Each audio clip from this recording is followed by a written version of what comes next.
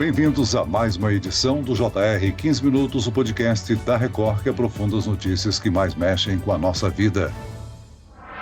Muitas pessoas navegam na internet em busca de entretenimento e assuntos leves. Mas nesse mesmo ambiente cresce um número expressivo de perfis de redes sociais dedicados a diagnósticos envolvendo a saúde mental. Muitas avaliações circulam nas plataformas sem comprovação científica e, em geral, não vêm de pessoas com formação técnica. Como a internet e um ambiente acessível ao conhecimento e debate de pautas importantes, tornou-se uma ilha perigosa à desinformação. As redes sociais têm promovido a banalização de diagnósticos psicológicos. Quais os perigos do autodiagnóstico pela internet? O JR 15 Minutos de hoje esclarece essas e outras dúvidas com a vice-presidente do Conselho Federal de Psicologia, Ivani Oliveira. Bem-vinda ao nosso podcast, doutora. Olá, Celso, tudo bem? Muito obrigada. É um prazer estar com vocês. E quem nos acompanha nessa entrevista é o repórter do Jornal da Record, Felipe Brandão. Felipe, são testes para saber se a criança tem autismo ou sinais de que você está com ansiedade. Muitas pessoas usam as redes sociais para se diagnosticarem com diferentes distúrbios, não é mesmo? Oi, Celso, muito obrigado pelo convite. Oi, doutor Ivani. Celso, são casos frequentes, principalmente de adolescentes que buscam nas redes sociais orientações, recursos e apoio para a saúde mental. E vão além. Eles também usam a ferramenta para encontrar condições que eles acham que correspondem às suas. Muitos criadores de conteúdo fazem postagens com listas de verificação de sintomas para ajudar a decidir se atendem aos critérios para um diagnóstico. Doutora, quais são os perigos dessas abordagens online, desse autodiagnóstico? Bem, Felipe, os perigos estão em que a gente conhece ou pode coincidir alguns sintomas, sentimentos, emoções que não dizem totalmente da pessoa, né? Fazer uma avaliação psicológica, um psicodiagnóstico, um diagnóstico médico com um profissional formado, que estudou o desenvolvimento humano, que estudou questões de psicopatologia, é a possibilidade de nos conhecermos enquanto alguém que pode ter sim uma situação que merece tratamento, que merece atenção, mas que tem outros elementos da vida com os quais ela possa lidar e equilibrar. Quando eu vejo uma dança do TikTok, coloca fatores presentes ou sintomas presentes na depressão, e eu me entendo como uma pessoa com depressão, eu me entendo a partir apenas da patologia e não me entendo da forma mais ampla de ser um ser humano, de ser uma pessoa em desenvolvimento, de ser uma adolescente, um adolescente num contexto familiar que pode ser de luto, que pode ser de dificuldade, pode ser de separação de pais. Tem tantos contextos que fazem com que a gente sinta alguns sintomas. Eu acho que o grande perigo para a nossa sociedade, principalmente para a nossa juventude, é nos entendermos parcialmente apenas pela patologia. A gente perde o sujeito, a gente perde a pessoa e a sua história. Agora, doutora Ivani, influenciadores ou criadores de conteúdo sem capacitação divulgam aí testes que elencam uma série de sintomas para se chegar a uma conclusão médica e até diagnosticar centenas de usuários. Por que as pessoas acreditam nesse tipo de material? Pois é, fico pensando no poder de persuasão, né? De como que são convincentes nessa era que nós vivemos do uso quase que ininterrupto da internet, que tem se resumido às redes sociais, né? Nós já vivenciamos experiências de internet com busca de conteúdo, ela é muito maior do que as 3 grandes redes sociais que vão conduzindo as nossas vidas. Penso que saúde mental tem sido, principalmente no Brasil, uma das nossas maiores demandas de cuidado. Ela é presente nas nossas vidas. Pessoas não qualificadas percebem ali um ramo, um nicho de negócio e se aproveitam dessa necessidade. Nós podemos fazer alguma reflexão e perceber que poderia ser, no espaço do cuidado da saúde pública, do atendimento à saúde da população em geral, se desse conta de acolher essas demandas, nós teríamos uma população menos vulnerável a essas pessoas que são oportunistas, sim. Agora, doutora, qual a responsabilidade das plataformas em hospedar esse tipo de conteúdo? Na prática, eles deveriam filtrar as informações, não? Bem, nós não temos uma regulação, né, no país que verse sobre a nossa internet. Existem alguns cuidados que, diante dessa desproteção, as próprias famílias podem tentar fazer ou a própria pessoa pode tentar fazer. Automedicação é um costume do povo brasileiro mesmo, de, às vezes, encontrar algum conhecido, dizer que está sentindo alguma dor de cabeça, a pessoa oferece uma medicação e a gente evita, né, ou posterga a consulta a um profissional. Acho que tem que ter um processo de conscientização das pessoas adultas para que elas possam proteger suas crianças e adolescentes desse tipo de conteúdo, enquanto nós ainda não tenhamos uma regulação. Existem princípios do uso de internet que eles deveriam ser adotados pelas famílias. Existem alguns tipos de cadastro, acesso a redes sociais, que eles são direcionados para a pessoa adulta, mas nós temos as nossas crianças sendo criadas por telas, né? O uso excessivo de telas já deixa também a população brasileira vulnerável a esse tipo de conteúdo. Bom, doutora, ao digitar teste online de autismo ou teste de TDAH online no buscador de internet, é fácil encontrar uma dezena de opções. As redes sociais têm promovido a banalização do diagnóstico desses distúrbios? Sim, tem promovido. Nós, do Conselho Federal de Psicologia, há mais de 25 anos a gente tem enfrentado essa banalização, né? Nós temos um sistema de avaliação de testes psicológicos que eles dizem quais são os testes que podem ser usados porque são confiáveis da perspectiva teórica, científica, da elaboração dos seus dados e os testes que não devem ser usados. Aí, quando a internet joga,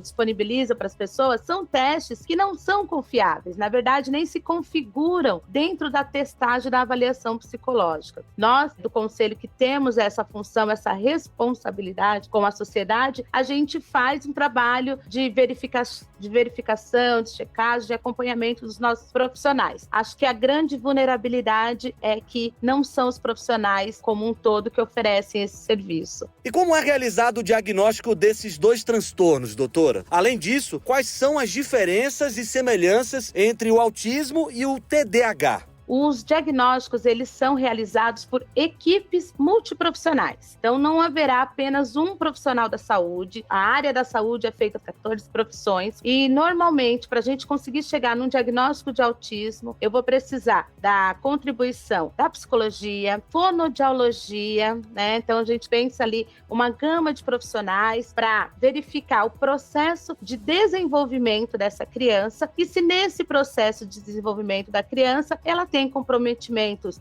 na expressão verbal, ela tem comprometimentos na interação social, para que limitem ela mesmo na relação com a sociedade. Uma das grandes características das pessoas no espectro autista é essa dificuldade na interação, né? Algumas crianças não conseguem olhar nos olhos, receber ou interagir verbalmente na mediação verbal, e nós vamos precisar entender qual o grau de suporte que ela vai necessitar. E uma avaliação psicológica vai indicar se ela está dentro do espectro autista e qual o nível de suporte que ela precisa. Se é um suporte de um acompanhamento mais contínuo, com várias terapias, se é um suporte um pouco mais leve, num nível menor, que ela possa ali ser orientada, compreendida com pais, professores, e ela consegue se desenvolver sem tanta dificuldade na sociedade. TDAH, ela já aponta para algumas questões da dificuldade no aprendizado, na concentração, e às vezes também com alguma impulsividade. Existem algumas características de impulsividade. O que eu poderia dizer que elas têm em comum, ambas não são diagnosticadas num vídeo de TikTok, num teste de internet de alguns minutos, requer a análise e acompanhamento de uma equipe multiprofissional. E ambas, elas pegam a nossa sociedade num espaço muito importante da vida, que é quando nós vamos para a vida escolar, buscar o desenvolvimento, essa interação, e aí esse espaço da vida da pessoa em desenvolvimento, criança e adolescente, pode ser comprometido, correr riscos de incompreensão. Agora, doutora Ivani, ao assistir diversos vídeos na internet, as pessoas identificam, vamos dizer assim, dentro de suas realidades, sinais de ansiedade ou depressão. O mesmo conjunto conjunto de sintomas pode ser causado por várias coisas diferentes, ou seja, é impossível fechar um diagnóstico dessa forma, não é? Exatamente, é quase impossível. Nós, da psicologia, nós falamos o seguinte, né? O funcionamento psicológico, as interações do comportamento humano, tem um conjunto de fatores que interagem nisso. É isso que torna tão complexo, né? O nosso comportamento é resultado desse conjunto de fatores. Então, entender o fenômeno psicológico é complexo. Diante disso, é praticamente impossível estabelecer um diagnóstico com poucas avaliações. Por isso, compreendendo essa complexidade, essa dificuldade, definir um comportamento, um padrão de comportamento e também prever isso, que nós precisamos contar com profissionais qualificados, porque eles terão as respostas mais confiáveis, né? Eles terão as respostas, os procedimentos mais confiáveis, porque estão sustentados em métodos científicos e também, para além dos métodos científicos, tem a experiência desse profissional no diagnóstico e acompanhamento de questões como ansiedade e depressão. Por outro lado, esse tipo de conteúdo na internet pode aumentar a procura por ajuda profissional. Existem pontos positivos a serem levados em consideração, doutora? Nossa, eu fico pensando se há. Eu entendo que a discussão a respeito tem, sim, cumprido um papel importantíssimo, que é desmistificar a saúde mental, né? Que os profissionais que cuidem da saúde mental não são mais cuidadores de pessoas loucas, ou que têm um sofrimento, uma crise de ansiedade, um episódio de um estado mais deprimido, não é sinônimo de uma loucura e de uma impossibilidade. Então, desmistifica e nessa parte auxilia. Ou seja, tratando-se de crianças e adolescentes, o autodiagnóstico e a rotulagem correta de algum transtorno pode aí estimular o comportamento desse grupo, tornando difícil convencê-lo do contrário. Isso pode ser prejudicial, porque a pessoa pode encontrar ali um conforto, né? Um conforto que seja ali uma camada de proteção.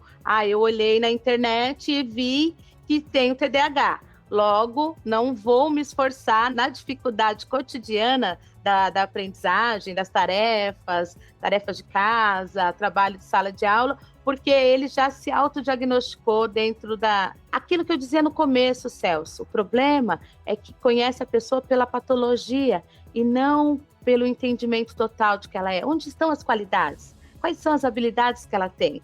Isso, um processo de avaliação adequado, daria conta de dizer, olha, existem questões que você pode melhorar, mas você tem uma boa concentração, você tem uma habilidade de ter paciência, persistência, outros elementos do fenômeno psicológico que um teste restrito não te mostra.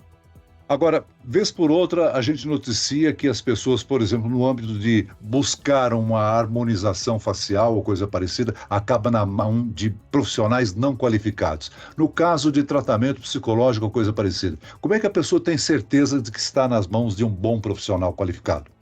Para isso nós disponibilizamos o Cadastro Nacional, né, Conselho Federal. Quais são as exigências para exercer a psicologia clínica, na área do esporte, em várias outras áreas. É a formação, que ela é de 5 anos, após a formação, com os documentos comprobatórios, a pessoa ela se inscreve no conselho. A entrada no conselho faz com que ela se comprometa com os princípios éticos da profissão.